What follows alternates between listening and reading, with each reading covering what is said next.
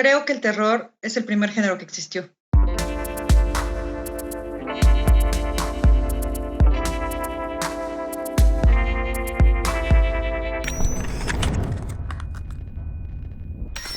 ¿Cuál es para ti como una escritora que empezó en la novela y llegó después al guión? ¿Cuáles para ti son las principales diferencias que hay en la escritura en estos dos tipos de escritura? Bueno, en primer lugar, que la novela, o sea, el escribir novela y en general escribir literatura, creo que es un trabajo muy solitario.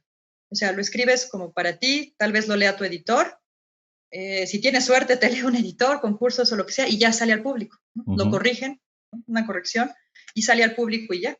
Sin embargo, un guión, pues o sea, no es para ti. O sea, un guión lo escribes para que el director lo interprete, para que el de arte también, para que los actores del vestuario, sonido, es muy diferente. Pero sobre todo que el guión tiene una obra audiovisual. Ujú. Es decir, o sea, todo lo tenemos que ver. Si tú escribes en el guión, se apareció, no sé, se le prendió el foco, literalmente se tiene que ver un foco aquí prendido. Y en la novela tienes como mucho más libertad de irte con personajes y todo. En la novela tampoco te tienes que fijar en el presupuesto. Tú puedes crear los mundos que se te den la gana. Sin embargo, en el guión, por lo general sí te tienes que fijar en el presupuesto y en otras cosas que pues escribiendo novela, ¿no? Ujú. Por eso hay veces que escribo directo novelas. O sea, cuando tengo alguna idea para escribir algo, si es irrealizable en película, prefiero escribir la novela directo. Y si veo que sí se puede realizar en guión, prefiero escribir el guión de forma directa. Entonces, esto, esto es como para mí son como las principales diferencias. Ahora, en el guión, o sea, lo que pasa es que mucha gente piensa, ay, no, esta película me gustó más en el libro, ¿no? O me gustó más la película que el libro, pero en realidad eso es como incorrecto porque son dos obras diferentes. Ujú. O sea, es todo un proceso diferente, ¿no? O sea, utilizas este material existente que es la novela, pero sí, yo ya estaba pensando en que era una obra nueva para que mantuviera la esencia de la original. ¿No? Y Ok. entonces ese proceso lo hago no solamente con mis novelas, sino con las novelas o trabajos que he adaptado de otros compañeros, por ejemplo. Ujú. Entonces, lo que me gustó mucho fue que la atmósfera sí quedó muy parecida a como me la imaginaba y además tengo una gran ventaja. La novela fue basada, la casa donde todo esto se desarrolla es una casa. Es la casa de Oscar Blancarte, que yo ya conocía, no sé, desde hace como 15 años en la Sociedad de Autores y Adaptadores de la STPC. Ajá. Me lo presentó Marcela Fernández Violante. Y Uf. bueno, Oscar Blancarte, bueno, no sé si lo conozcan, pero Oscar ganó el Ariel por tiene una película, bueno, tiene muchas películas, pero tiene una muy Ujú. famosa que se llama Dulces Compañías. Y entonces, Oscar conocía su casa y conocía a su hijo. Nuestros hijos jugaban todo el tiempo cuando estaban chiquitos y así. Y su casa tiene una casa hermosísima en la colonia Roma. Y entonces yo me basé para desarrollar la novela con esos espacios. Y después conseguí, o sea, presenté al productor con Oscar y conseguí que Oscar nos rentara su casa como locación para la película. Y esa fue una gran ventaja, porque Claro. no tuve que adaptar todos los espacios a algo nuevo, ¿no? En un principio sí, habían conseguido una casa en el centro muy diferente y rehice el guión, que ese guión se tiró por completo a la basura porque lo tuve que rehacer de acuerdo a los espacios Ujú. que estaban dentro de esa casa, pero cuando me dijeron que esa ya no iba a ser la locación, pues ya mejor me deshice de ese guión, de esa versión y continuamos como estaba. Y entonces el hecho de tener esa casa, pues fue una gran ventaja, ¿no? Otra de las grandes ventajas es que mi hijo fue el protagonista. Órale.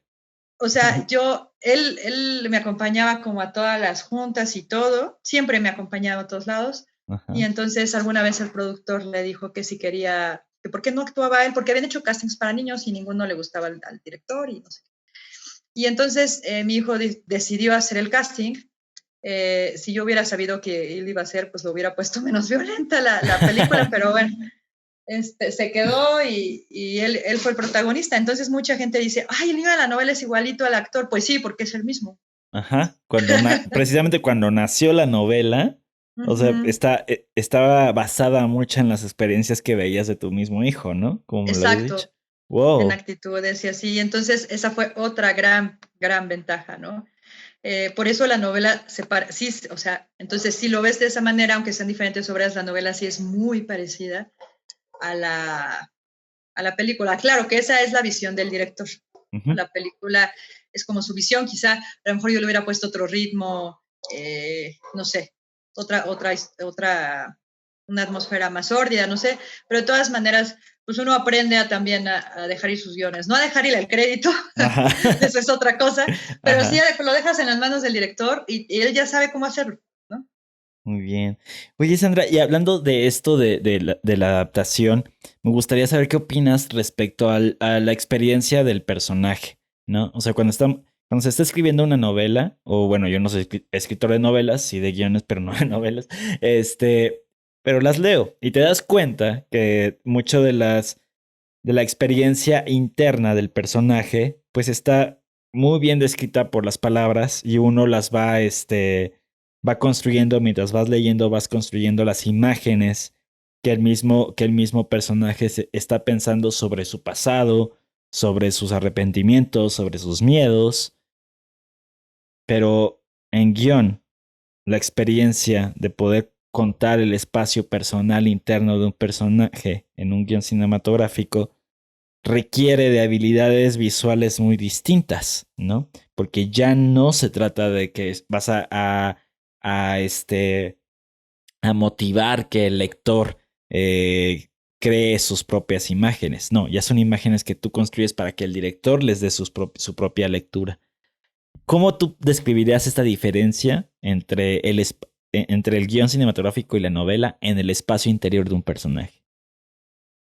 Ok, creo que esto se lo comento mucho a la gente cuando le doy asesorías. Ujú. Todo lo que no se puedan imaginar al momento de escribirlo en un guión, o sea, no lo puedan ver, o sea, no puede ser algo visual, mejor no hay que ponerlo. Ok.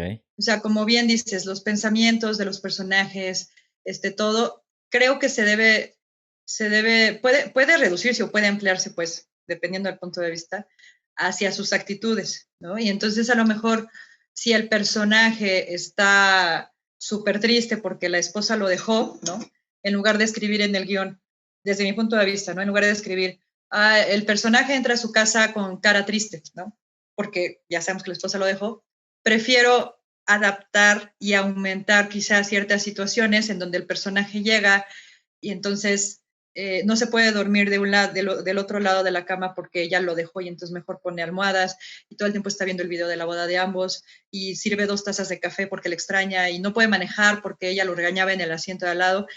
Todo eso ya son acciones y la gente se va a identificar con el personaje y va a sufrir con él. Porque si nada más ves la cara y la situación, en realidad lo entiendes, pero no te identificas. Y a mí lo que me gusta es que la gente se identifique y sufra con los personajes, cuando se identifican con ellos y luego los hace sufrir, les pones piedras en el camino, creo que es cuando llegan todas estas emociones.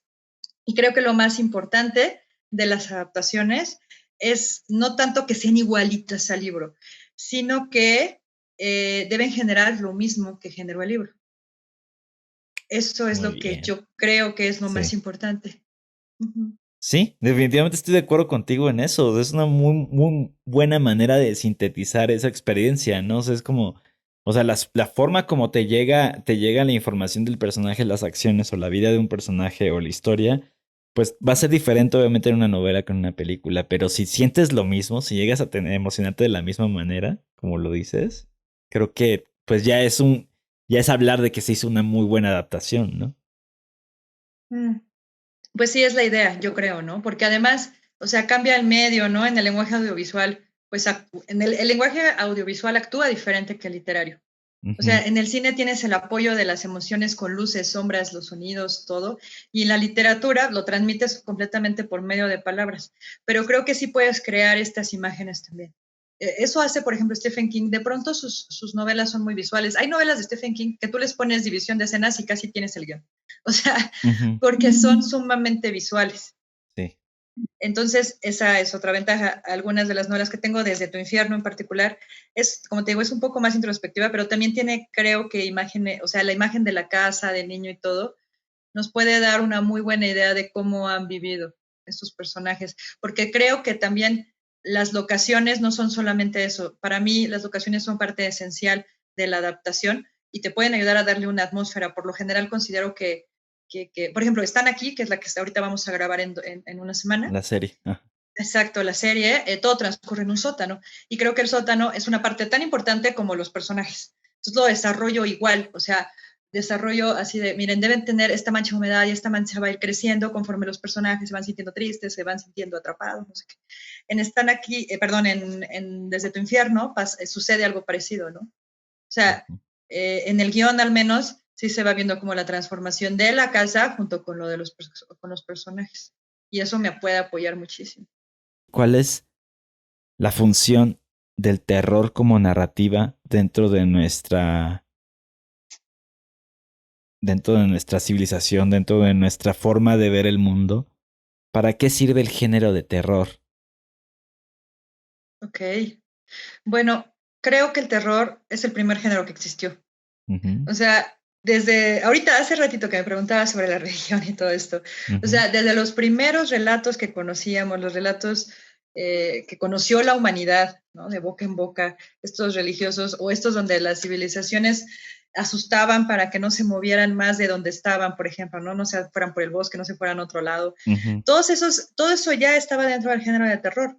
Y se han encontrado relatos de terror antiquísimos, ¿no? Simplemente ustedes abran la Biblia, está llena de relatos de terror, Así ¿no? es.